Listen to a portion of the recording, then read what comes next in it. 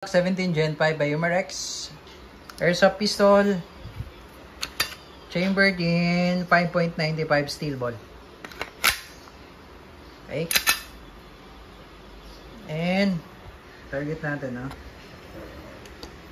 And firing. Good morning po and welcome to 5th Generation Hobby Shop. Welcome to another unboxing and testing. Welcome to another vlog. Shout out especially kay Sir Richard ng Cebu. Sir, welcome to 5th Generation Hobby Shop. This is the Glock 17 Gen 5.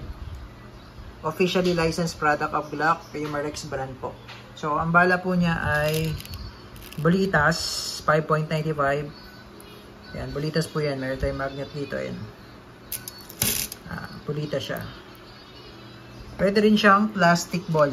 Airsoft BBs. Kasi airsoft siya. Airsoft gun. Yan. Glock 17 Gen 5. This is CO2 powered po. So, CO2 powered siya. Yan po yung kanyang hangin. Yan. Glock 17 Gen 5. Meron siyang markings dito ng Glock sa grip. Tapos sa slide, meron din siyang markings Glock 17 Gen 5. Yan. Austria. Engrave po siya. Naka-engrave. Tapos, ganda ng serrations niya. Front and rear. Meron siyang rail for flashlight. Tapos meron siyang safety dito. Ilalim. Yan yung white is for safety. Then red naman is for fire. Makikita nyo po. Red. Yan. Yan naman po yung fire. Yan. Standard sight ng Glock. Yan. Glock 17 Gen 5. Ito po yung kanyang magazine.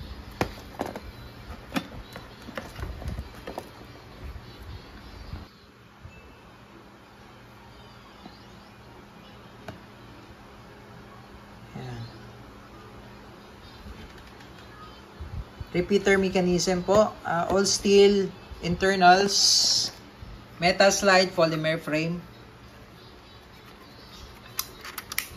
Kita ko lang yung internals niya, ayan, all steel po siya. All steel internals. Tapos medyo malalim po ang trigger niya, sir, hanggang dulo po, no? Hanggang dulo po ang trigger niya. Yun, no? Ayan, hanggang dulo po.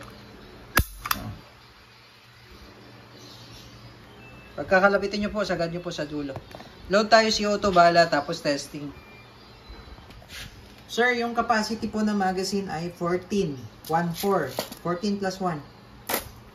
Ayan, ito yung Bolitas po.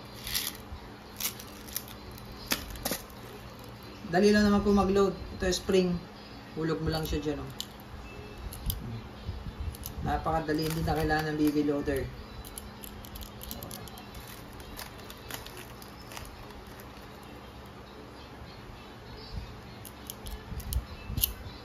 Ayan. 14 rounds. Ito naman po yung kanyang CO2.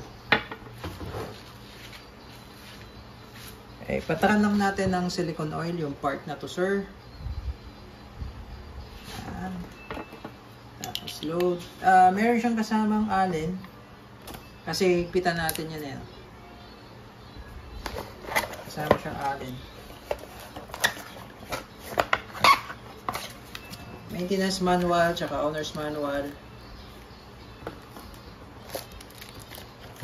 Ito yung allen.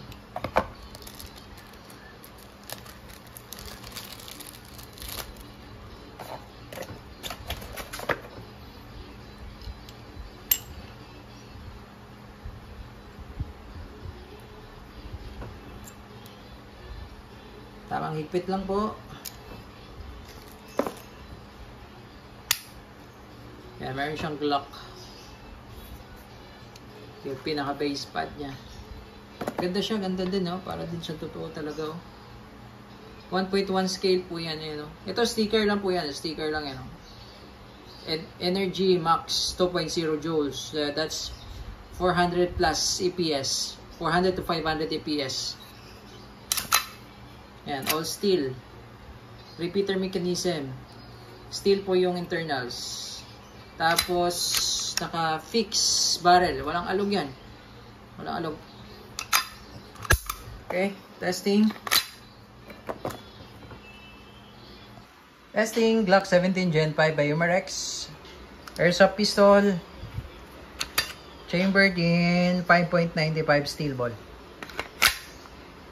Okay. And target natin, no?